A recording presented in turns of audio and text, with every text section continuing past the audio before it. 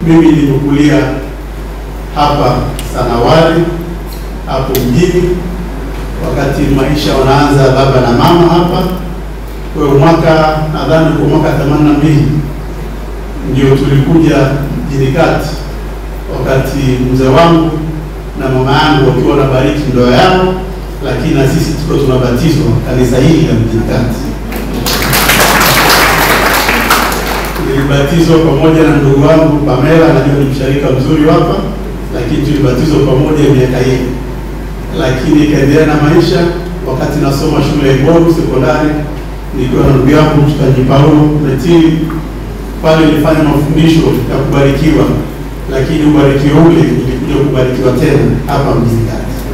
Kwa hiyo mimi ni mtoto wa nyumbani sana. Kwa mchungaji, nataka kutumia muda wote, una ruhusa zote.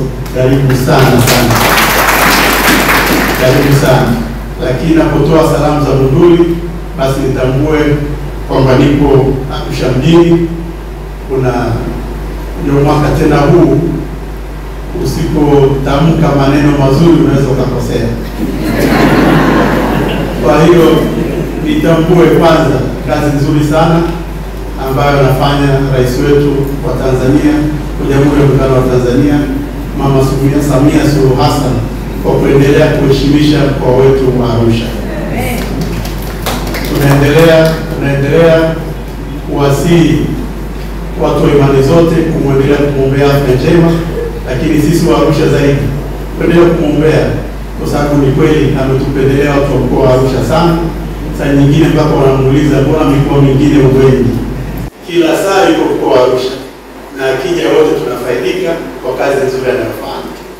Lakini nishukuru pia kazi nzuri ambayo inafanywa na mkuu wetu wa mkoa wa Arusha, ndugu yetu Paul Makonda, kwamba amefanya kazi ya utalii, amehamasisha utalii, wanaofanya kazi kubwa.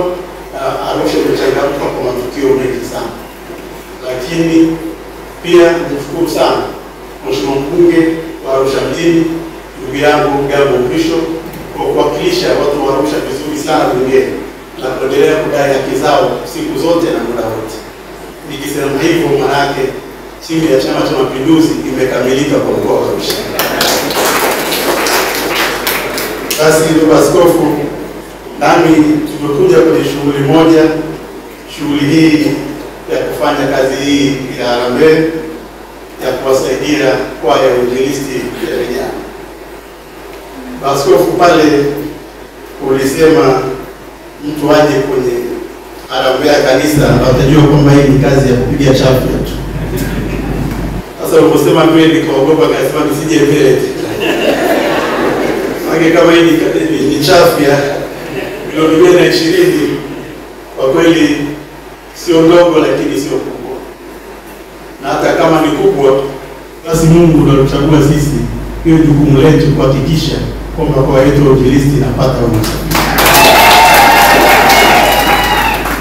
Mungu ndiye alichagua sisi tuhakikishe.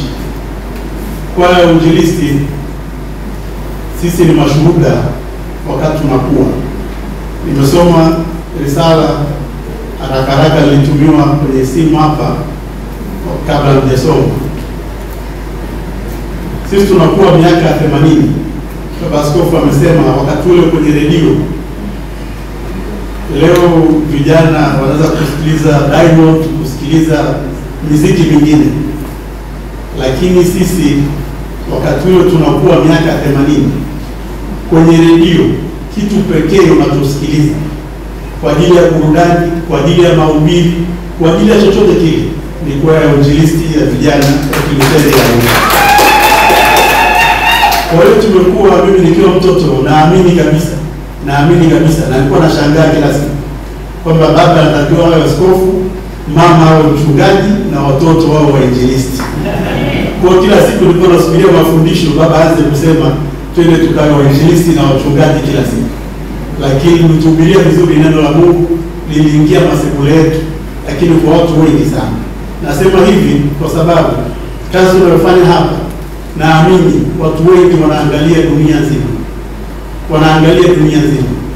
Leo nimeomba kazi ya Costa, lakini naamini baada ya leo na ujumbe huu ukifika kila sehemu, tutaweza kupata fedha nyingi zaidi kwa watu wote ambao wanapunguka kwa hizi.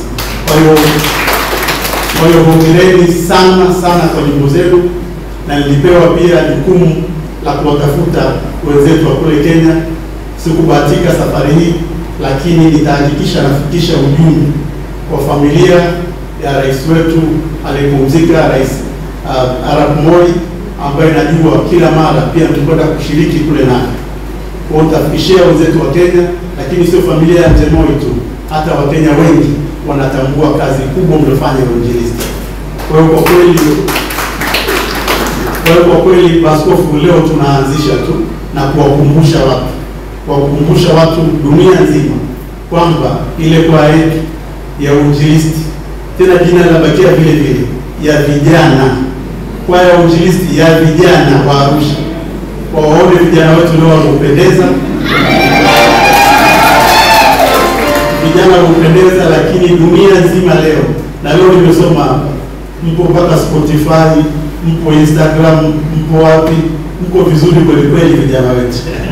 Kwa hiyo tunataka kuhakikisha dunia nzima leo inaona kwamba kazi ambayo tunafanya, nyimbo zenu ambazo zimebariki wengi kwa miaka mingi, watu wataendelea kuchangisha. Sisi tunaanzisha, lakini tunaamini wataendelea kuchangisha. Ambayo imeendelea kwa miaka 56 tangu kuanzishwa kwake mwaka 1969. Kwa kipindi chote hicho, kwaya yetu imeendelea kumtumikia Mungu kwa njia hii ya nyimbo sehemu mbalimbali, kwa uinjilisti wa nyumba kwa nyumba, si tu Tanzania bali hata nje ya mipaka yetu. Katika safari hii ya utume tumekuwa na hazina kubwa ya nyimbo ambazo ni zaidi ya nyimbo 400 zimesharekodiwa kwa sauti. Hata hivyo, kutokana na maendeleo ya teknolojia na mahitaji ya kizazi cha sasa, tumeona ni vema kuanza kurekodi nyimbo hizi kwa njia ya video ili ziweze kuwafikia watu wengi zaidi kupitia mitandao ya kijamii. Uzinduzi wa video hii. Uzinduzi wa leo unahusisha nyimbo 11 zilizopewa jina la Bwana Asema Ni Mtume Nani. Hii ni hatua ya kwanza katika mpango wetu wa kurekodi nyimbo nyingi zaidi kwa njia ya video.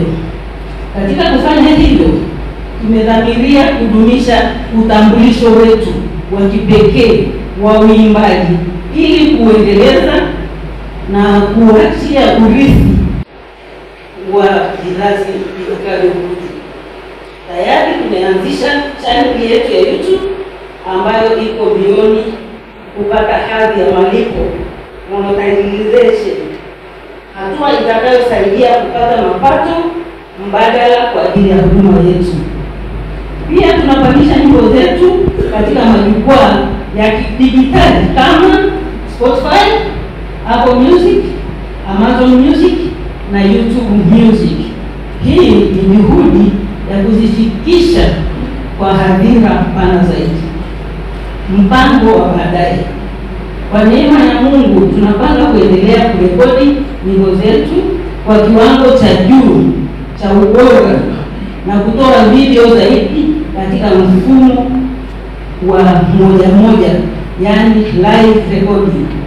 Hata hivyo, mipango hii na juhudi zetu nyingine za uinjilisti zinahitaji rasilimali za kutosha, hususan fedha. Kwa sasa kwaya yetu haina miradi endelevu ya kutupatia kipato, hasa baada ya kufungwa kwa miradi yetu kutokana na mchakato wa ujenzi wa kanisa kuu. Kwa sasa kipato chetu kinatokana na duka dogo la vitabu, ofisi ya usharika, wafadhili wa kwaya na michango ya wanakwaya wenyewe, jambo ambalo limekuwa changamoto sana kwetu katika kufanikisha kazi hii ya kueneza Injili duniani kote kwa njia ya uimbaji. Kwa kutambua umuhimu wa kuwa na mipango endelevu ya kufanikisha huduma yetu, tumepanga kununua chombo cha usafiri, yaani basi lenye uwezo wa kubeba takriban waimbaji 50 ili kusaidia safari za uinjilisti na kupunguza utegemezi kwa usharika na kwa wafadhili. Kwamba kila mtu katika ibada hii, na muomba Mungu amsaidie afanye jambo. Gharama ya basi kwa kanisa kuu ni kama kupiga chafya.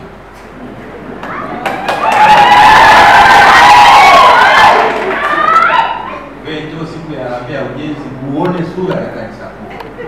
Ni vitu vya milioni 100, 200, yaani ingekuwa ni Sunday school, lakini tuache Sunday school na majukumu. Basi tuanze tendo hili kwa jina la Bwana. Asema ni mtume nani? Katika jina la Baba na la Mwana na la Roho Mtakatifu. Amen.